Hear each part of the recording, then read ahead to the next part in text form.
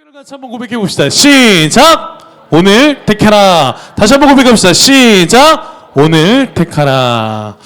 자, 오늘 택하라 라는 주제로 말씀을 드리고자 해요. 자, 목사님 봅니다. 자, 여러분 오늘 설교를 들으면서 여러분들이 설교 마지막에 해야 될 것은 여러분들이 택하는 거예요. 내가 무엇을 선택해야 될지, 무엇이 하나님의 뜻인지 여러분들이 오늘 선택하고 가셔야 됩니다. 그래서 오늘 말씀을 여러분들이 좀 잘 들어보셨으면 좋겠어요. 여러분 인생이라는 것은 선택의 연속인 것 같아요. 우리가 이 땅을 살아가면서 모든 상황들 가운데 여러분들은 선택할 수밖에 없는 존재로 지금까지 살아가고 계실 것 같아요. 여러분들 아침에 일어나자마자 무슨 생각했어요? 더 잘지 말지. 그리고 오늘 주일이네. 그런 친구들 없겠지만 교회를 가야 할까 말까 고민했던 친구들 없죠? 그리고 아침에 밥을 먹을까 말까, 교회를 간다면 어떤 옷을 입을까 말까, 오늘 교회 끝나고 어떤 일을 할까 말까. 여러분들은 많은 선택의 기로에 서 있습니다. 그 많은 선택의 기로에서 여러분들은 선택을 해서 오늘 이 자리, 하나님을 예배하는 자리에서 하나님을 예배하고 있는 줄 믿습니다. 아멘? 여러분들 그렇기 때문에 오늘 이 선택의 자리가 여러분들 후회가 없는 자리가 되셔야 돼요. 하나님의 부르심 속에 예배 자리에 나오신 이 자리가 여러분들이 최고의 선택이 되기를 간절히 축원합니다. 아멘? 그래서 오늘 말씀 잘 들어보셨으면 좋겠어요. 여러분들 시간이 지나면 지날수록 여러분들이 선택하는 것이 힘들어질 겁니다. 선택을 하게 되면 그 선택에 대한 결과가 생기고요. 그 결과에 대한 책임을 지게 되어 있어요. 여러분 그런 적 없어요? 목사님 많아요. 짜장면을 시켰는데 에이 짬뽕 시킬걸. 왜? 치킨을 시켰는데 피자 먹을걸. 웃자고 하는 초반의 이야기지만 내가 무엇인가를 선택하면 그거에 대해서 내가 책임을 져야 돼요. 근데 여러분들 소년부에서 있다가 이제 중학교로 왔어요. 중등부에 왔어요. 그럼 이제 여러분들이 선택을 해야 되고 선택의 무게가 조금 생길 거예요. 청소년기에 들어가면서. 근데 여러분들 이제 중학교에서 고등학교로 올라가고요. 또 고등학교에서 대학생이 되고요. 대학생에서 직장인이 되고요. 그리고 한 가정을 이루고 자녀들이 생기다 보면 여러분들이 갈수록 많은 것들을 더 선택해야 되는데 그 선택에 대한 무게감들은 더 많아질 거예요. 지금은 잘 모를 수도 있어요. 여러분들의 선택이 잘못되었을지라도 부모님들이 계시고 선생님들이 계셔서 여러분들의 좋은 선택을 할 수 있도록 지도해 주시고, 혹여나 그 선택이 잘못됐을지라도 부모님들께서 그 선택의 잘못됨에 대한 무게를 져주시기 때문에 여러분들은 아직 그 선택에 대한 무게감이 그렇게 크진 않을 것 같아요. 그런데 여러분은 갈수록 학교를 선택하셔야 되고, 진학을 선택하셔야 되고, 어떤 전공을 선택하셔야 되고, 그리고 누구랑 결혼할지에 대해서 선택하셔야 되고, 어떤 직업을 가질 건지에 대해서 여러분 선택하셔야 되고, 신앙의 부분에 있어서는 내가 오늘 하나님 앞에 예배하러 나가야 될 것인가, 내가 하나님의 백성답게 살아야 될 것인가, 죄와 많은 것들을 가운데서 나는 무엇을 선택해야 될 것인가, 많은 선택의 기로에 여러분들 인생들이 서 있으실 거예요. 그런 수많은 갈림길에서 여러분들이 무엇을 선택하느냐에 따라서 행복할 수도 있고 불행할 수도 있습니다. 그렇기 때문에 사람은 선택의 문제 앞에 가치를 둡니다. 많은 갈림들 속에 나는 어떤 것을 선택하는 것이 나에게 최고의 가치인지, 그 선택에 대한 결과가 나를 행복하게 할 것인지에 대해서 고민해서 선택을 하게 될 것이에요. 그리고 그 무게감을 여러분들이 계속 가지고 살아가게 될 것입니다. 그런 부분들 속에 여러분들 오늘 이 말씀 좀 잘 들어보셨으면 좋겠어요. 여러분 성경에 들어오면요, 성경에서 보면 사람이 최초로 선택하게 되는 사건이 있습니다. 그게 창세기 3장에서 나오는데 어떤 사건이죠? 맞아요. 선악과 사건이에요. 그 선악과 사건에 보면 우리 창세기 3장 5절부터 6절에서 나오는데 우리 같이 한번 읽어볼까요? 창세기 3장 5절에서 6절, 여러분들 잘 아는 말씀일 텐데 우리 창세기 3장 5절에서 6절 말씀을 같이 한번 읽어봤으면 좋겠습니다.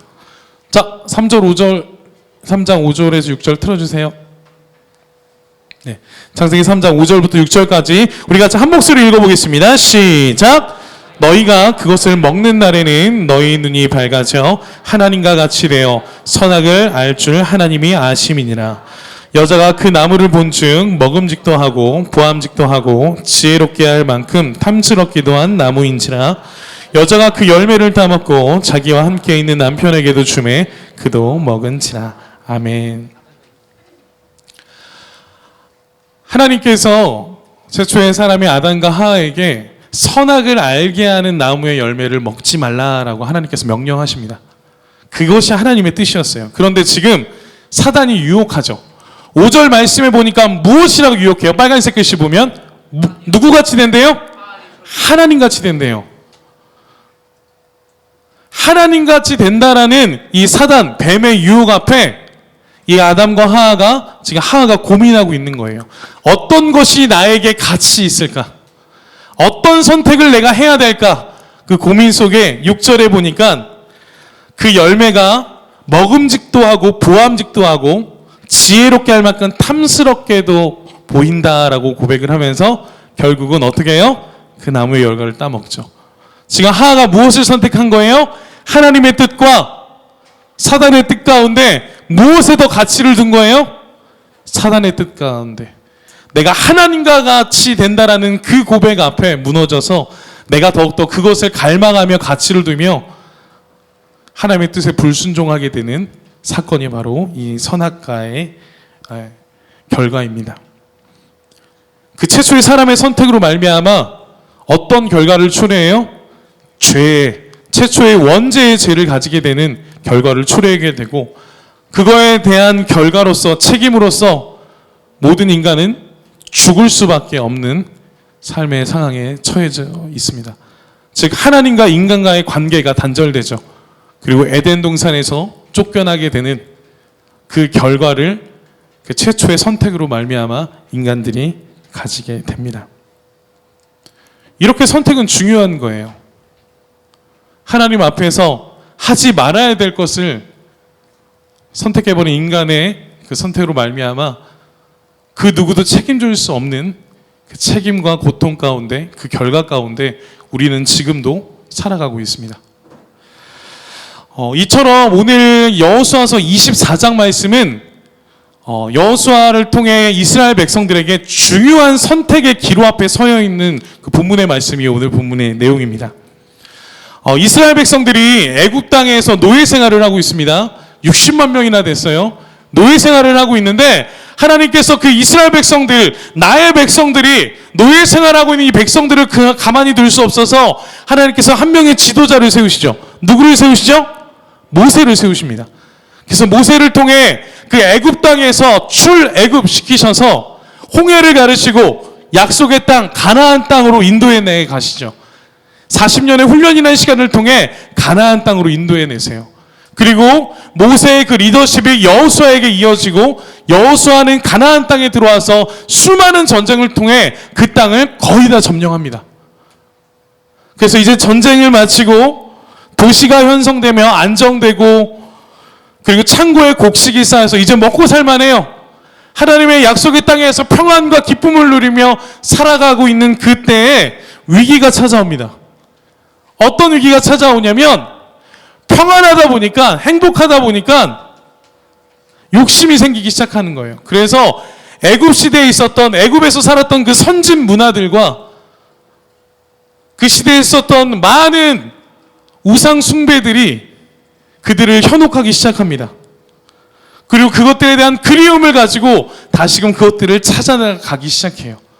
그리고 가나안 땅에 오니까 또 다른 새로운 문화들, 새로운 문물들을 만나면서 그들을 현혹하기 시작합니다. 그래서 문화들을 습득하게 되고 그 문화들 속에서 새로운 우상들을 가져오게 되죠. 그 상황에 처해 있는 게 바로 오늘 이스라엘 백성들의 상황입니다. 그 부분 가운데 오늘 여호수아 24장에서는 이제 여호수아가 죽음을 앞두고 있습니다. 죽음을 앞두고 있는 상황에서 마지막으로 이스라엘 백성들에게 하는 설교입니다.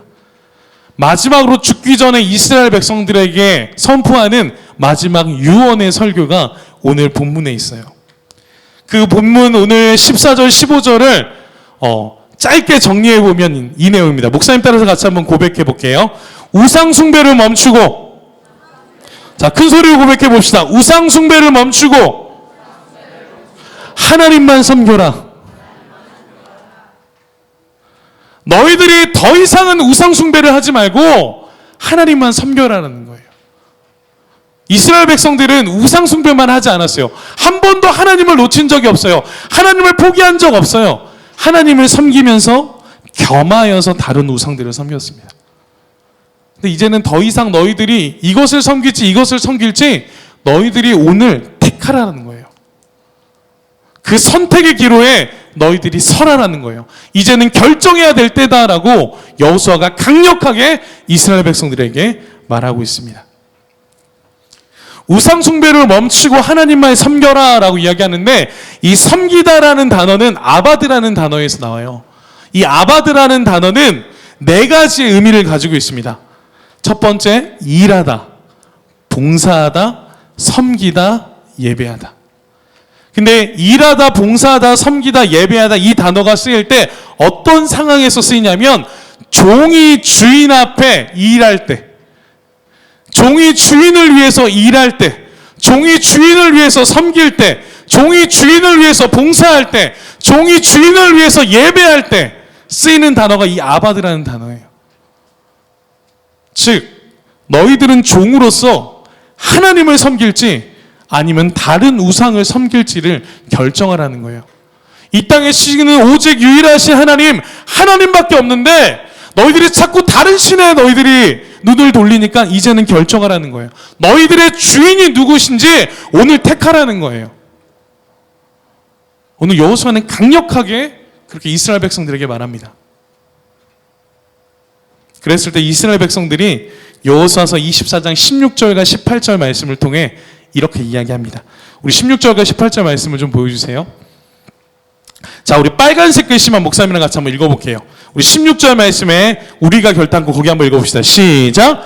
우리가 결단코 여호와를 버리고 다른 신들을 섬기기를 하지 아니하려 오리니. 자, 18절 말씀도 빨간색 읽어봅시다. 시작.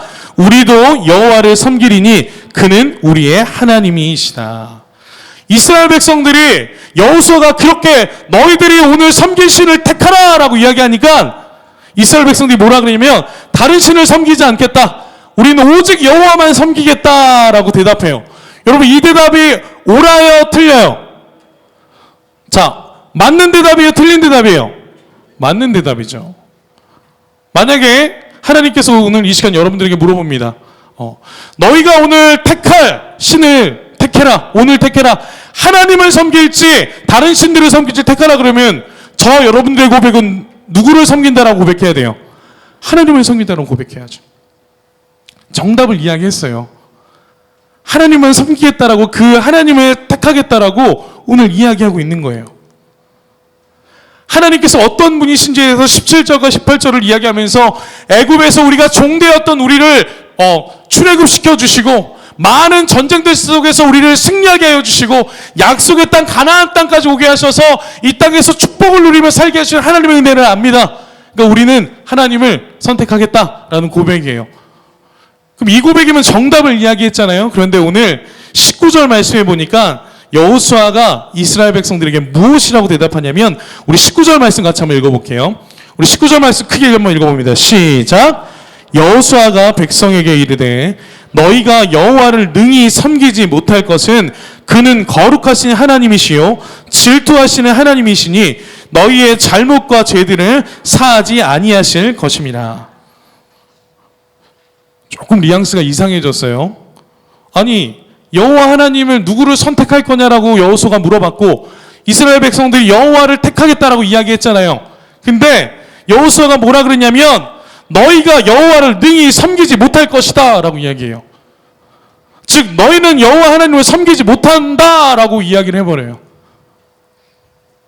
여호수아가 참 교만하죠. 아니, 여호와 섬긴다고 얘기했으면 그래 잘했다 격려해주고 칭찬해주고 이래야 됐는데 아니야, 너희들은 여호와를 섬기지 못해 라고 이야기해요. 그 이유가 오늘 19절 말씀에서 세 가지를 이야기하는데 첫 번째는 거룩한 하나님이시기 때문에, 질투하시는 하나님이기 때문에, 그리고 너희의 잘못과 죄들을 사하지 아니하시기 때문에 라고 이야기합니다.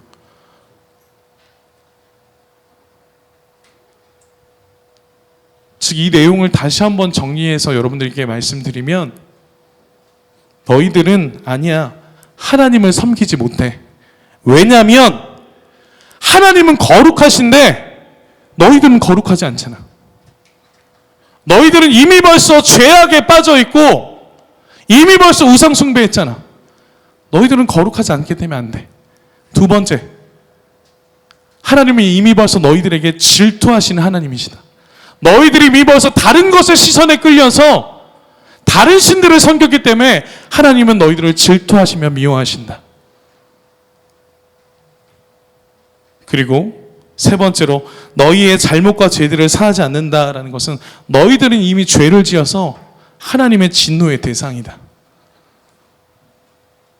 이 이야기를 여호수아가 백성들에게 하는 거예요. 이스라엘 백성들이 어떠한 입장으로 이야기를 했냐면, 그래요, 우리는 하나님을 섬기겠습니다. 내가 하나님을 섬기겠어요. 그래요, 이 선택의 기로 앞에서 내가 선택하겠습니다 라 얘기하는데, 사랑하는 여러분들, 우리가 하나님을 선택했습니까? 하나님께서 우리를 선택하셨습니까? 목사님 따라 고백합시다. 하나님께서 우리를 선택하셨다. 하나님께서 저와 여러분들을 선택해 주신 거예요. 이스라엘 백성들 또한 하나님께서 이스라엘 백성들을 선택하셨지, 이스라엘 백성들이 하나님을 선택하지 않았어요.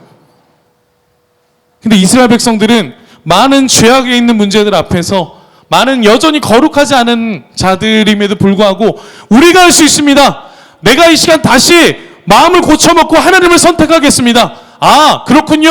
내가 하나님 앞에 나아가겠습니다. 내가 하나님 앞에 나아가면 괜찮습니다. 라는 그러한 입장으로 나아가는 거예요.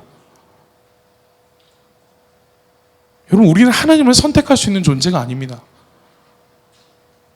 우리가 거룩해져서 우리가 죄사함을 우리 스스로 할 수 있어서 하나님께 나아가는 것이 아니라, 오직 우리가 하나님께 나아갈 수 있는 방법은 그분의 선택과 그분의 은혜와 그분의 사랑으로, 우리에게 보여주신 그 십자가의 은혜와 그 사랑으로 예수 그리스도를 통해서만 우리는 하나님 아버지 앞에 나아갈 수 있는 존재임을 믿으시기를 간절히 소원합니다.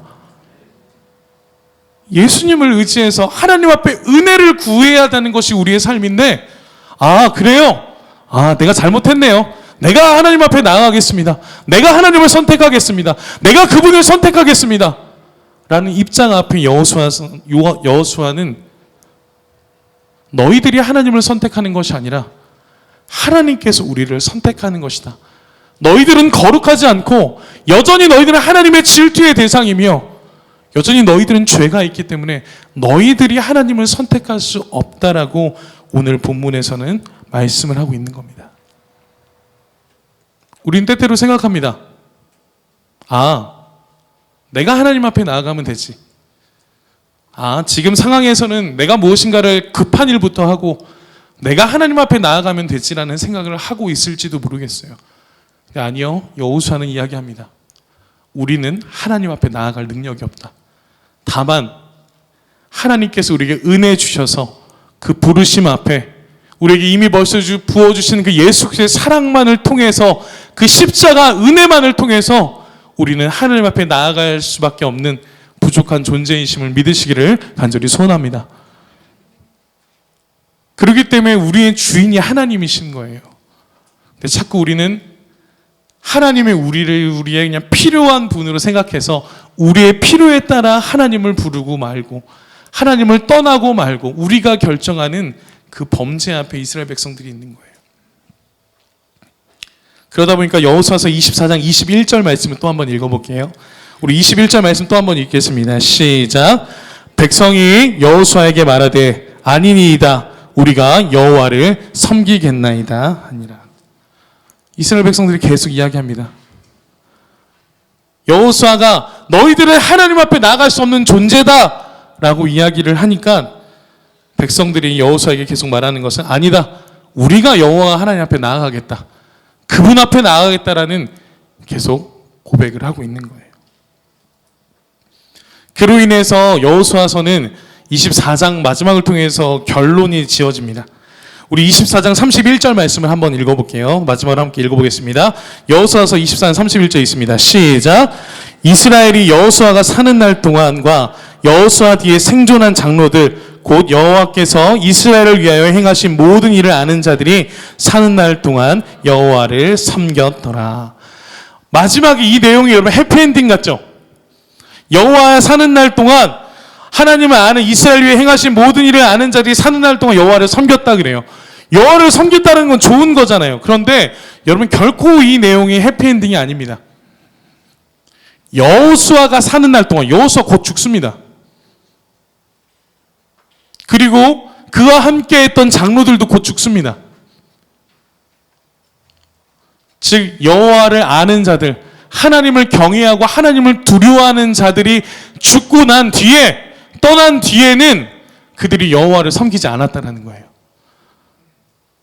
창세기, 출애굽기, 레위기, 민수기, 신명기, 여호수아, 그 다음 뭐예요? 사사기가 나오죠.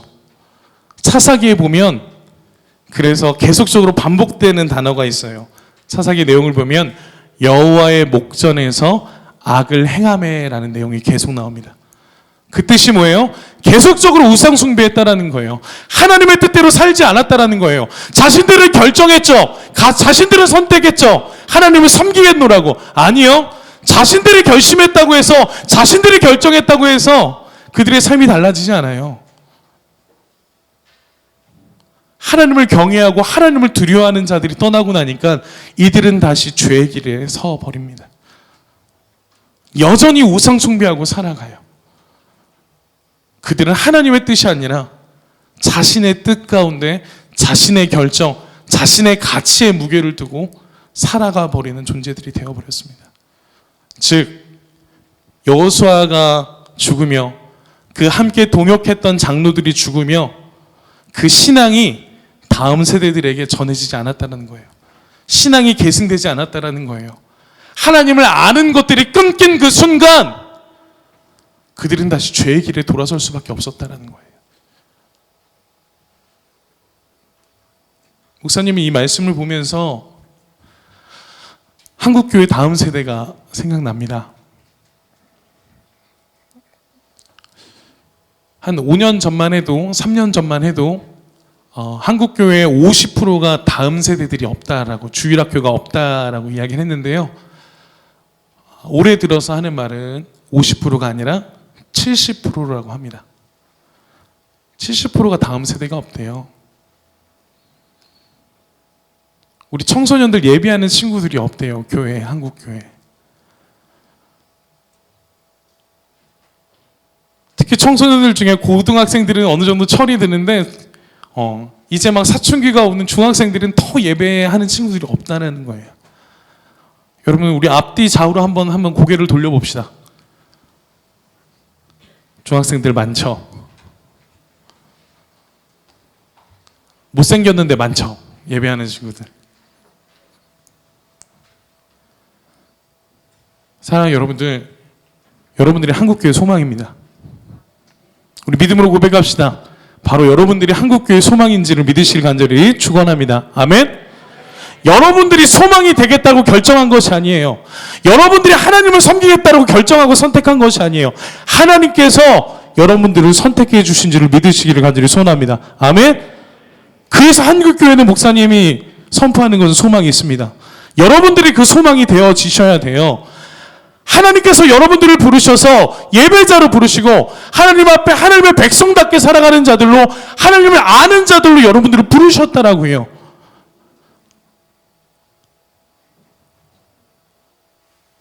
그래서 수영록교회가 여러분들을 더욱더 귀 기울이고 있어요.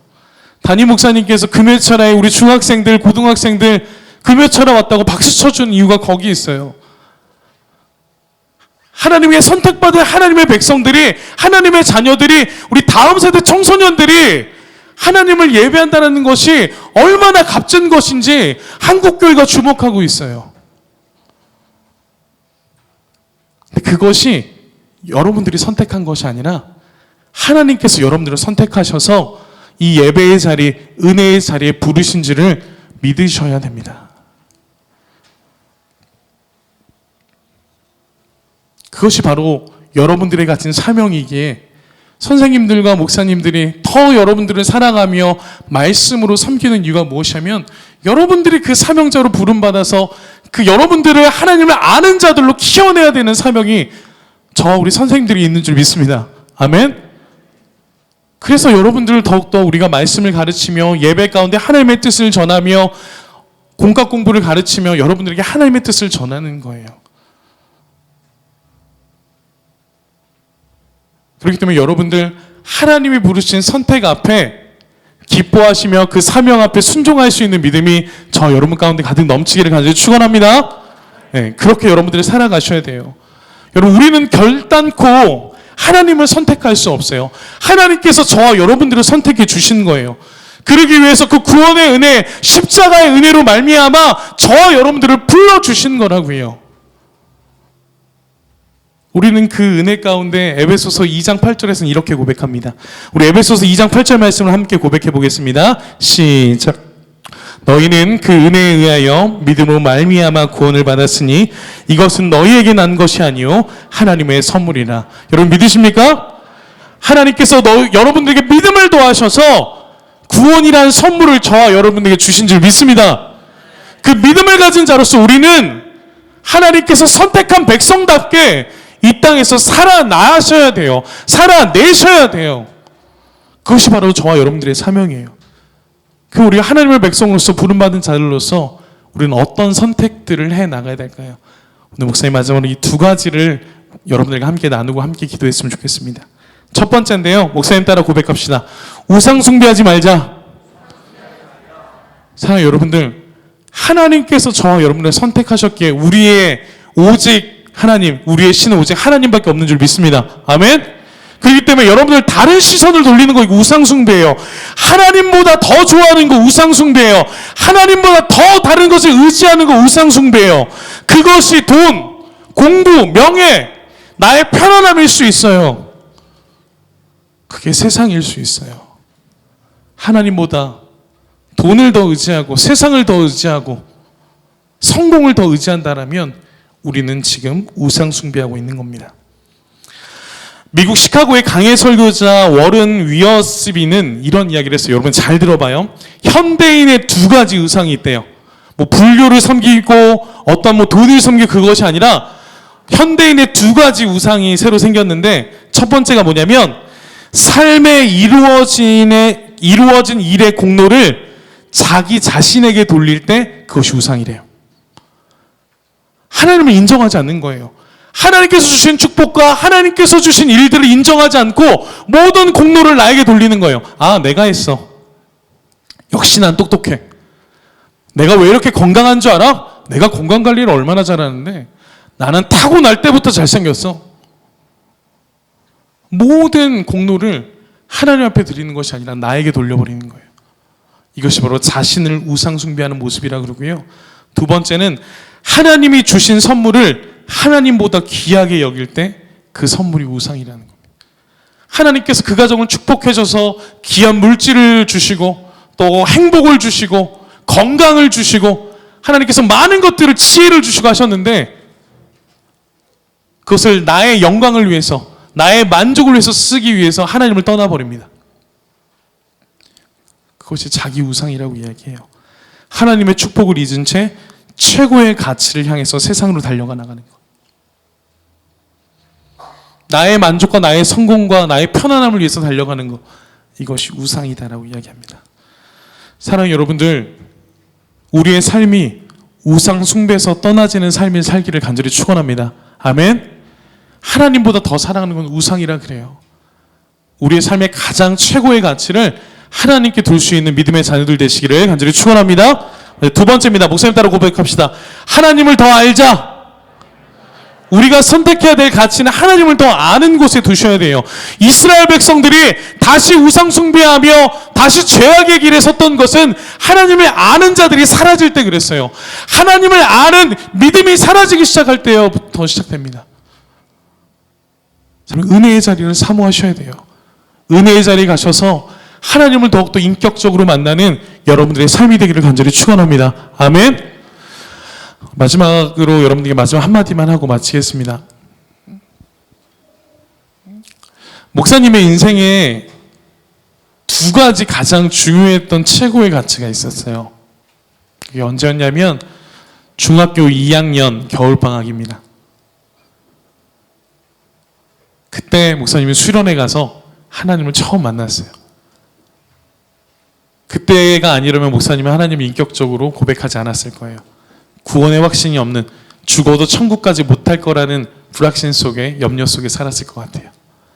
그게 첫 번째 목사님의 인생의 터닝포인트고요. 두 번째는 고등학교 3학년 여름 수련회입니다. 그때 하나님을 위해서 목사가 돼야 되겠다, 하나님의 나라를 세우는 일에 헌신해야겠다라는 사명을 받은 날입니다. 목사님의 인생의 가장 두 가지의 터닝포인트는 딱 그 두 순간이에요. 여러분, 은혜의 자리를 사모하길 원하신다면, 은혜의 자리를 선택하길 원하신다면 일주일 남은 이 수련회에 여러분들이 참석하셨으면 좋겠어요. 신앙은 절대 강요가 아닙니다. 여러분들 선택이에요. 여러분들이 선택하는 거예요. 아담과 하하가 선택했듯이, 이스라엘 백성들이 선택했듯이 여러분은 선택하는 거예요. 그런데 믿음의 선배로서, 목사로서, 또 우리 선생님들께서 여러분들에게 수련회를 가자라고 이야기하는 건 그곳이 은혜의 자리이기 때문에 그렇습니다. 사랑하는 여러분들, 코로나 때문에 환경적 어려움이 있는 거 압니다. 학교 개학 때문에 분주한 거 압니다. 학원 가야 되는 거 압니다. 근데 그 가치보다 하나님을 만날 수 있는 그 인격적인 자리, 그 은혜의 자리가 수련회임을 알기에 여러분들에게 믿음의 선택을 하라라고 고백하는 것은 수련회 가자라는 거예요. 그 은혜를 사모하며 나아갔을 때 하나님께서는 여러분의 삶을, 인생을 변화시켜 줄 걸 믿습니다. 아멘. 여러분, 남은 일주일 그리고 오늘 이 시간 결정하셔서 내가 무엇을 선택해야 될지, 하나님께서 여러분들을 선택하셔 부르셨는데 우리가 어떤 믿음을 선택해야 될지를 결정하는 오늘 이 시간이 되셨으면 좋겠습니다. 우리 시간 함께 좀 기도했으면 좋겠습니다. 우리 시간 함께 좀 자리에서 일어납시다.